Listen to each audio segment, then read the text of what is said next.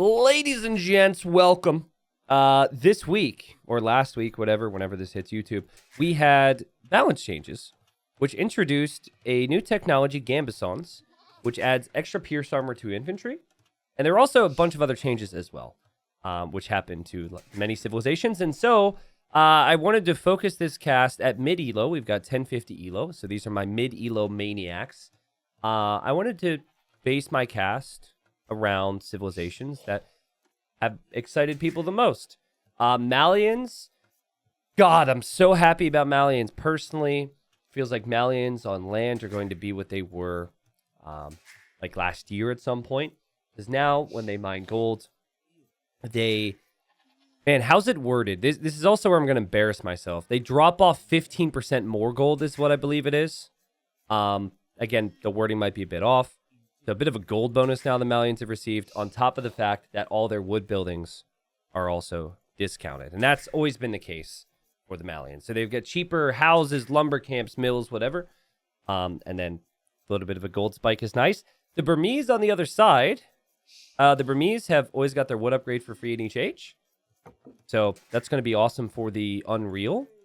And they get +1 attack on infantry per age. And I think those things have already been quite strong for the Burmese. They're particularly good against civilizations that are good with knights, because they get strong pikemen, and then they also get good monks. But there's more things to talk about. We'll just see what happens. The map is Arabia. Again, we've got the Unreal 05 playing as the Burmese, and then in the blue, we have Sultan 99 playing as the Malians. And Sultan has done something unique here. He went for the mill, and everything's really been on food before prioritizing wood at all. And I don't think this is going to be very good for blue. I can appreciate, however, that blue's trying to be fancy. Because what is it? 85 wood for a lumber camp now? So blue is going to need to collect straggler tree. And let's see if blue gets the timing down there. We'll see. Lots of food income, though, for Sultan 99 so far. Don't you love it when this happens, by the way? Where you try and click a villager to a tree and you accidentally click the tree behind it. Yeah, it looks like red has noticed that's the case, and red's going to be completely fine. All right. T90, love you. Thank you for putting me to bed each night on YouTube. How dare you say or imply that I put you to sleep? You know how offending that is? You know how much effort and energy I put into this and how sad I feel right now? I'm kidding. I've heard that so many times. It's all good. You're welcome. Thanks for watching. Okay, so this is what I feel Malian's very good at. In this matchup in particular, they are in a position where they could go for very cheap archer ranges and get a bit of a gold boost to go into archers. That's what I'd be thinking when I'm against the Burmese, because the Burmese have strong infantry, right? But overall, then the Malians do have great knights, and they also have great camels as counterplay to other knights. And they also received a buff to the female warrior you're seeing at the top left, the Gebeto. So there are options for the Malians. And the Malians have always been fairly flexible and have always had options. It's just, there was a point where they had the first gold mining upgrade for free, and they felt very strong, and everyone really liked them at a high level. Oh, God. Oh, painful for the Unreal. He's like, man, thank God I'm not sub 1000 elo anymore. Otherwise, T90 would see that. Whoops! Caught you anyways. But yeah, then the Bohemians were introduced.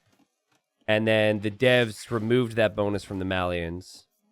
And they gave it to the Bohemians. And so, Malians used to be one of my favorite civs, so I'm very pumped to have the Malians back. Blue over here. Going to complete a lumber camp. And could click up to Feudal Age here right afterwards. So overall, even though blue didn't go for the quote-unquote standard build order, I actually kind of like what blue's thinking was here. But again, over 1,000 elo. These guys are not low elo legends. Let's see how solid they are overall. The Dark Ages haven't been pretty in some ways, right? Like, we just saw a 600 elo game, and wow, this is actually crazy. In the previous game, we had 50 seconds of TC idle time for one and 29 seconds for the other. So there's a 400-some elo difference between these two players, and yet their Dark Ages have had the same amount of idle time with the town center. Red says, I need more food. So let's push in this ostrich here. Are we going to scout the opposition? We'll save that for later. I need that ostrich. And now the ostrich is... Oh, wait. It cooperated. Shoot it. Shoot it, bro. Shoot. What are you... Oh, boy. I'm sure some of you can relate. Come on. You've got it. There you go. I mean, before you could have taken it. This is fine. There you go. All right. Perfect. This is optimal economy here from Red. All right. So, you're heading to Feudal Age. You guys are 1,000 plus elo. What's your plan? Okay? Think of your plan. Should be seeing a barracks soon. We don't have a barracks for Blue. What? I'm very confused. I think Blue forgot the barracks. Okay, so Blue forgot the barracks. And Blue has gone for small walls, which actually is pretty intelligent if you're used to being rushed. Full walling sometimes can be quite risky, especially against fast rushing civilizations. Now, I'm going to give you a tip. All right, it is time for the T90 tip of the day. If you are going for Feudal Age strat, okay, and you want your barracks to be completed by the time you're in Feudal. God, Red is so greedy, man. It's just so greedy. Just needs more deer or zebra in this case. If you place and start building a barracks with one villager, when you are 60% of the way to Feudal, that barracks will complete the second you're in Feudal. Does that make sense? So it's just a good timing thing because a lot of people, clearly the barracks was off for Blue, for example. So it's just something to think of. I think those numbers could maybe be helpful. All right, so Red makes it to the next stage. Red is going to add a stable, so this is a scout build from both of them. Will we see heavy spearmen from the Burmese or monks? Possibly. Will we see upgrades? Possible as well, as Red has also gone for the blacksmith. Blue has made this base very compact, which is going to make it very difficult for the opponent to find damage. Which is interesting. And here goes Red looking for the opponent now. Red's going to run directly into the TC, right? Here he goes. Still passing. Underneath the TC. Directly into it. Didn't take any damage because town centers don't really do that much damage or hit anything these days, which I don't understand. I'm still surprised the devs have never made a comment on it. There's something's up there. But I've been saying that's not actually new. It's just the definitive edition's kind of been like that, which helps Red. Red is just barely a weak scout here. Sees the opponent has some walls down. And actually spotted the gold, spotted the barracks, spotted the stable there. And we have 3 scouts for Red. Now, the important things here, Red's got this down. Put all your villagers underneath the TC, the darn on a farm, on stragglers, and then pull them off of stragglers and make farms. This is the proper way to do it. You see Blue? Blue's now got to pull villagers and make farms as well. But it actually is quite an awkward position for Red, because Red is probably thinking, what can I do? Like, what can I kill? What's Blue's scouting looking like? Okay, TC's going to do damage this time, Red. Red. Hey, Unreal, bro. Oh. Oh, God. This has been a rough game for Red, man. But it's relatable content, right? That's the whole point. Is a bit sad that forging is being researched and now there's no more scouts remaining. But the macro has actually been good, and there's pros and cons to everything here, right? The con, obviously, is you lost your scouts. The pro is you lost your scouts because you had really good eco. So, you know, if you ever make a mistake, justify it that way. There's the resources collected, though. Food count is higher for the Unreal. Wood is floating heavily for Sultan. And you can do a lot with that wood with the Malians as we have more and more farms. 15 total farms here. And is Blue ever going to attack, though? Blue doesn't even know where the enemy is. Okay, so one guy found the enemy and ran underneath the TC twice. And the other guy doesn't even know where the enemy is. So, classic low elo. And Blue attacks the blacksmith to let the enemy know he's here. And Red is going to make a gate here and try and be fancy. And is actually being fancy. And whoa! Whoa! Whoa! Rewind, please. Oh my god, I love this game. Okay, so what blue did here was he clicked a bunch of times, right? Like if you click with a scout, it attacks almost instantly, but not instant enough. So I'm guessing he just like spam clicked, which made the scouts start their attack animation, but never finish it. So it looks like they're dancing here. It looks like we could get like some music in here. Look at that. Here, hold on. One more time. Hardy, have fun with editing this. Hardy's going to add a little jam here for us. Look at this. That's insane. Never seen it before. I don't know what that was. Anyways, the game continues. I'm sorry. I get distracted easily. And what I would suggest to red is make a spearman, right? Like you are Burmese. It doesn't matter who you are. Every civ can make a spearman. You've got a couple scouts here. Make a spearman. Okay, we have the town bell rung. So now all the villagers go idle instead of just the few that were in harm's way, which I think we all know how I feel about that. I made a video on it. I talk about how that could be avoided. Also, there was a hole here the entire time, so this other scout from blue comes in. Also, there was a hole here, so another scout from blue comes in. The town bell has been unrung. This is now reminding me how difficult this game is to play. And everything that could have maybe gone wrong for red has happened here, right? You've had, like, villager dying to a boar, scouts underneath the TC. Now you've got scouts attacking your villagers. Also, I'm casting it. Red's probably like, what in the world, man? I'm so much better than this. This is just a bad game. P90, why'd you have to cast this one, right? But anyways, red's not a quitter. And red continues to fight on and now has the 2 Burmese spearmen close. Instead of 3+1 attack, they actually have 3+2 because of the +1 attack that you get from arriving to Feudal for infantry and then also the forging upgrade. And red, maybe feeling some pressure, is going to head to stone. Maybe wants to test out the Arambai, which are a pretty strong unit for the Burmese, but you have to get a castle up for them. Okay, so I preferred the gameplay for blue so far in most aspects of the game, but have you guys seen it? We're going to get a slight little zoom in on the stats, the bottom left. Look at that. I can't actually zoom in for people who are watching me live, so that's just benefit of YouTube. 452, what? Sorry, 4 minutes and 52 seconds of idle TC time for blue. So as blue was microing those scouts, blue wasn't exactly creating villagers. Always tricky to keep that up. Plenty of wood in the bank for the Malian player. Adding the second stable now, wanting to continue to go with stable units.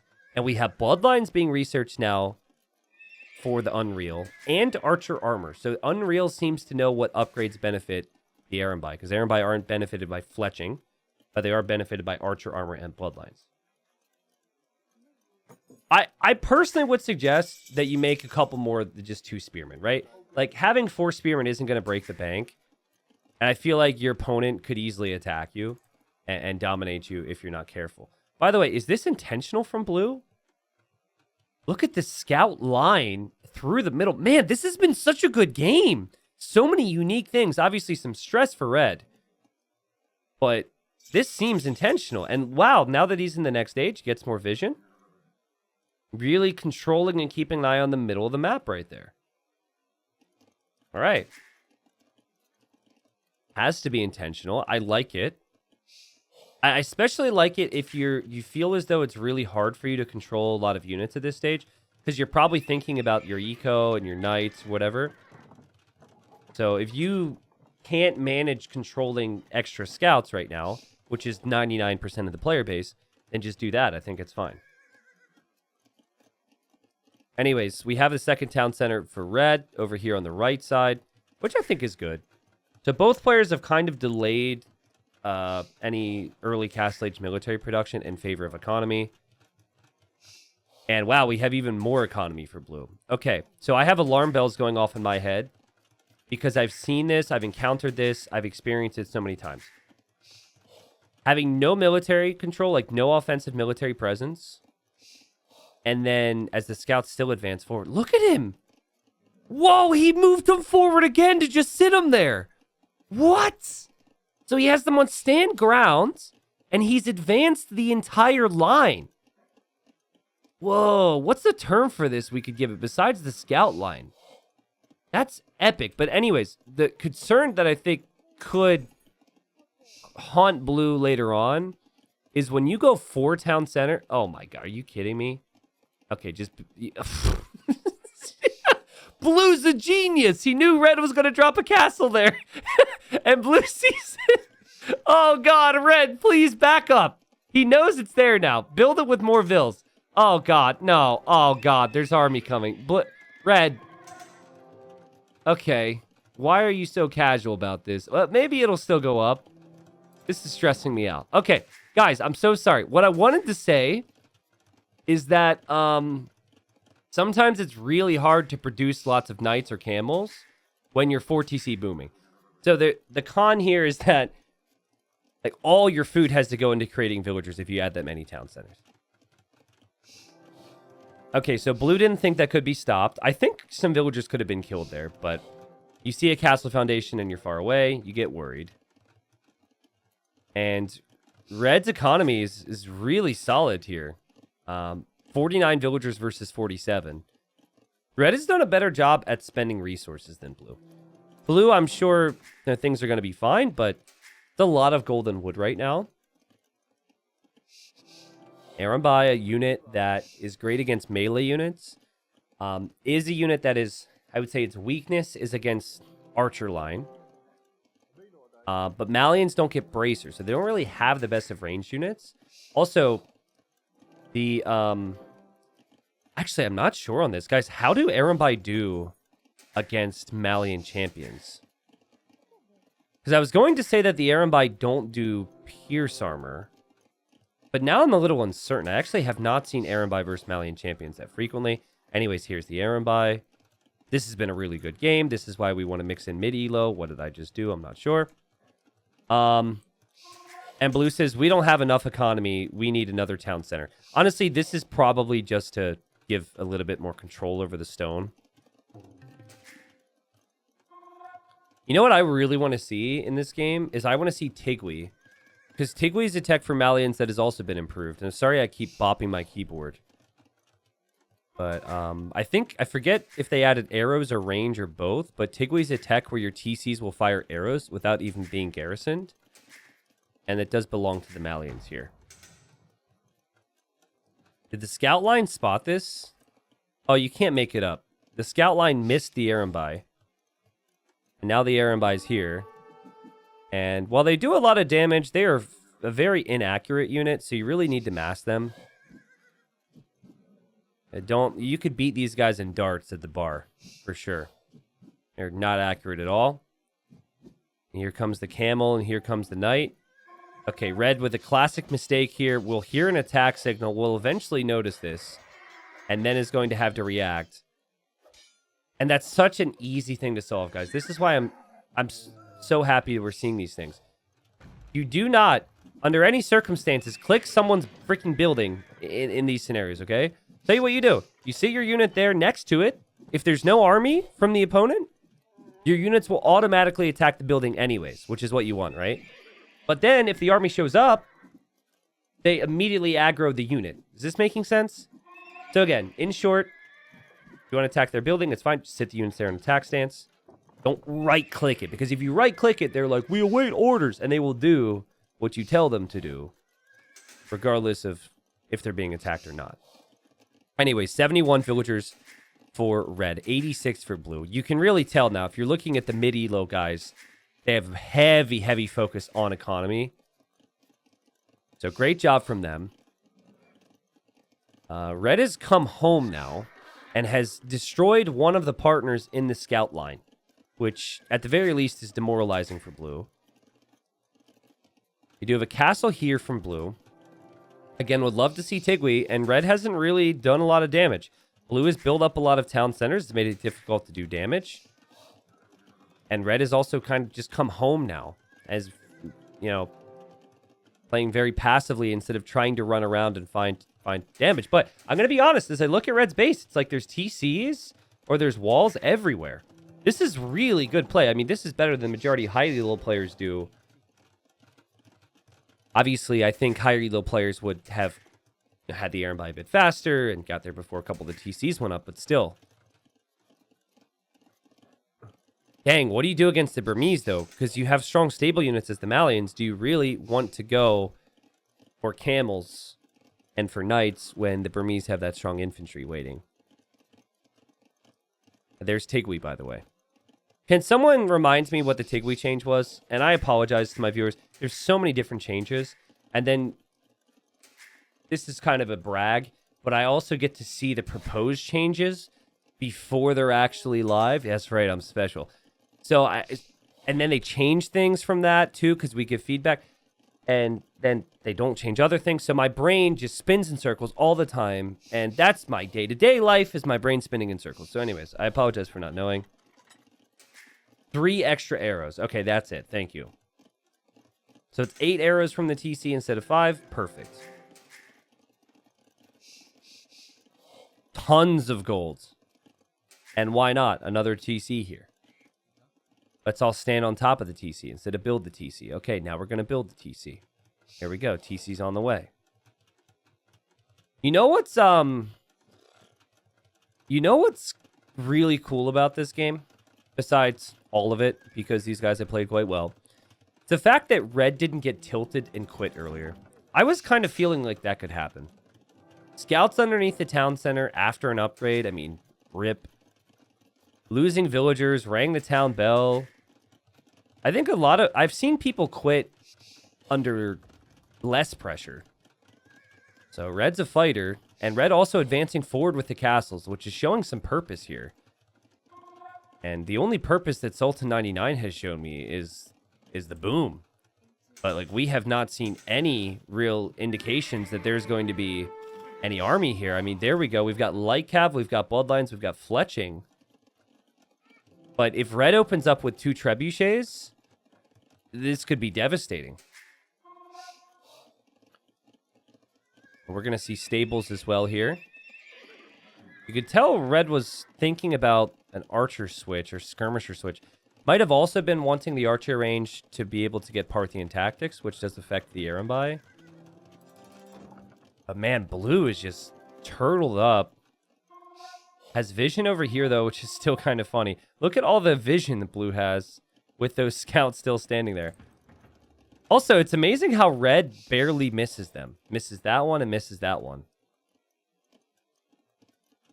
We have camels on the way for Blue. Will we see heavy camel? Will we see elite Arambai? Will we see more stables? Yes. And we should see conscription from Blue at the very least. With Red, you might be feeling like you want to pressure because you just saw a castle from Blue. This is the perfect hill to take. What you want here is you want your own castle on the hill, and you want Trebs next to it. It's an invitation to Treb push. But I think these guys are more about their straight-up battles to this elo. As we see elephants. Dang. I mean, I forgot about the Burmese elephants. Burmese elephants are very strong. Especially with the Howdah unique tech. I mean, like Cav, guys, they might be strong in attack, but they are not strong in armor and with HP. Like Cav, primarily a raiding unit. Blue hoping to find potential for raids. And these guys are now raiders now. Okay, so Blue switches the scout line and the whatever term we're going to give them in the video if we do. And it's now going to scout the wood line. Okay, so this is what I'll say about this. The KD's not going to be good for Blue. But Red can't ever leave because Red's focused on this stuff. So if Blue can find some different gaps to get through and keep Red busy, it can be fine. You do have to be careful, though, because you don't want to toss away too many units just because it doesn't cost gold and then not have food for other things. As we see Howdah and we see Elite Battle Elephant for Red. How the hell are you going to stop those things? That's right. I've made that joke 1,000 times over the last couple years. But it's one of my favorites. No relics collected, by the way. Another bonus the Burmese have is that they could see the relics. Would like to see relics, especially because this game is going late. The Arambai have not been upgraded to Elite because the Elephant choice. It's a lot of resources to upgrade these things. And yet again, as Blue has the main gold army waiting with camels, Blue is going to pick apart Red's economy. And I very much like this move. Would also love to see the Farimba upgrade, which gives +5 attack to the Cav for the Malians. But we see Imp Armor now, so Farimba's the only thing that will be missing.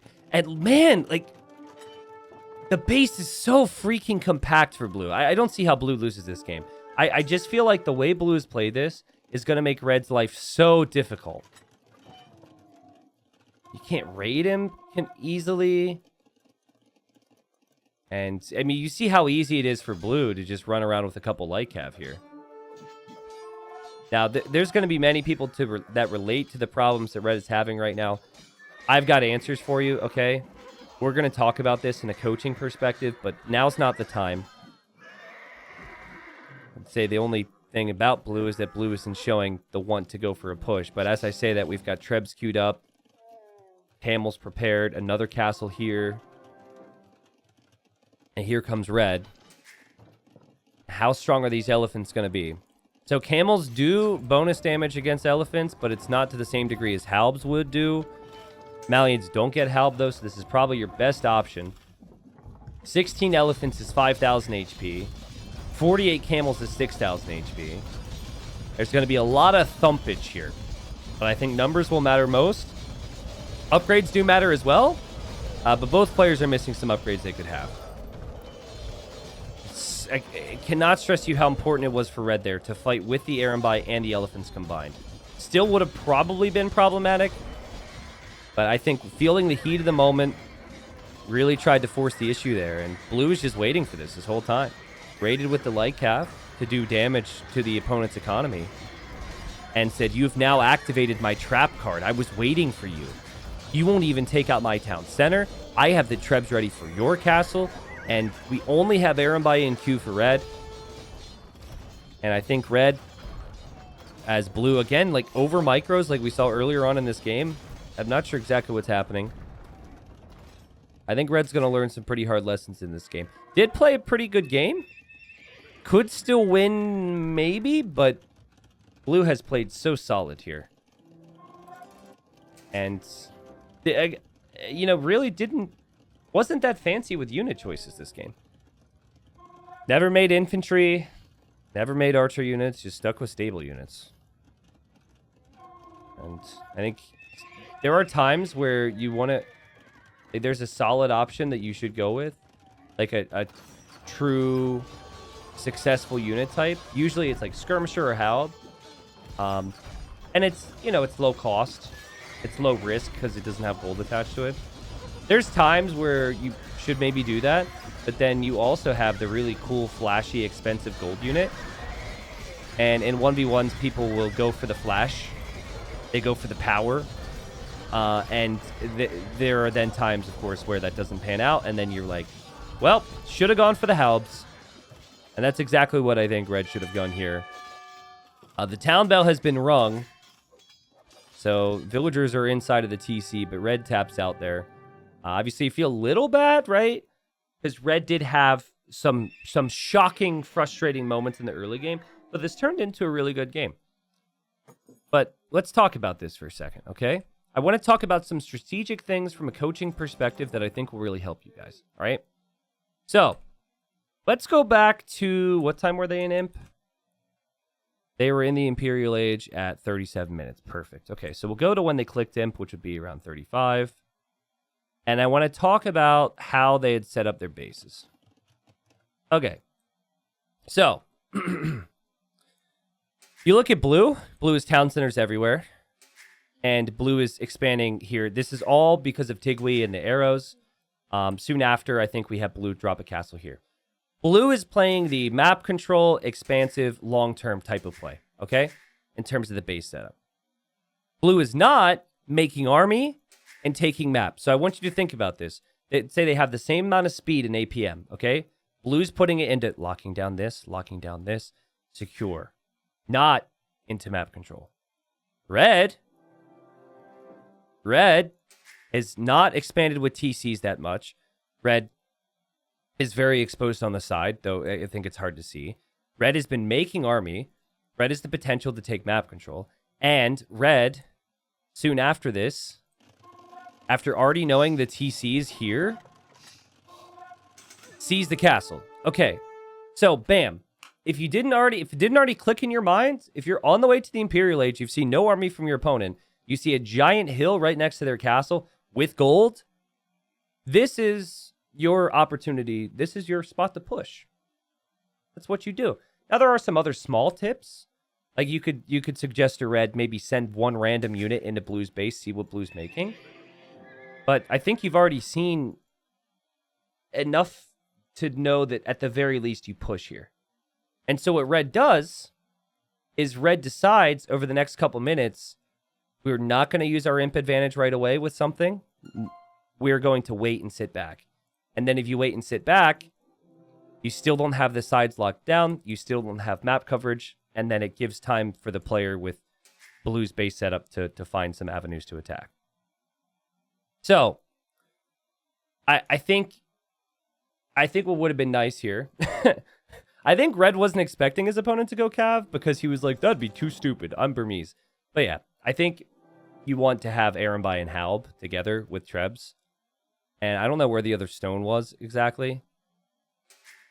Yeah, if you had like 5 to 10 villagers on that stone, this would have been so perfect. You're making Arambai, you hit Imp, you have enough stone for another castle, you send the Trebs forward, you're pressuring blue.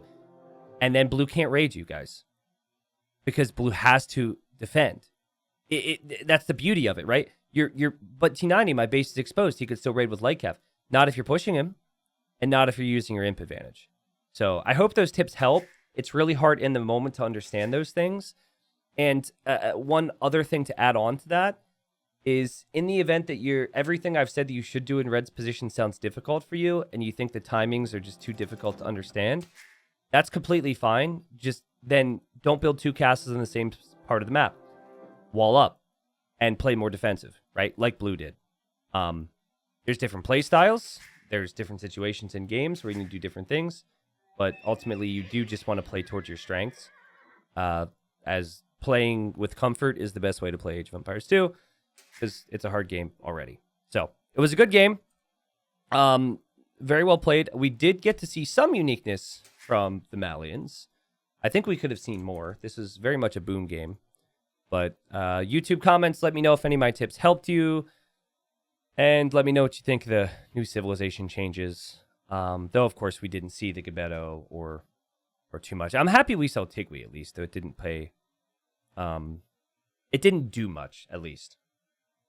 Someone says, in summary of what T90 is saying, red, if you watch this later, just be better. No, that's not what I'm saying. I'm saying that red had the potential... with the same amount of skill to win this game by pushing blue. And I think if that push would have happened, I know you're joking, but still, that I think blue wouldn't have had the upgrades in time. Blue would have been stressed. Blue would have started to fall apart, and the game becomes easier for red. That's what I think. So, yeah, anyways. But yeah, I guess be a little better in Feudal Age. Can we say that? Feudal Age was rough. 8,000 more resources collected for the Malian player. Didn't actually have more gold collected. And we are going to move on and cast more games at low and mid elo here on the stream. But yeah, it was good stuff. There's the APM if that matters to you guys. Good game.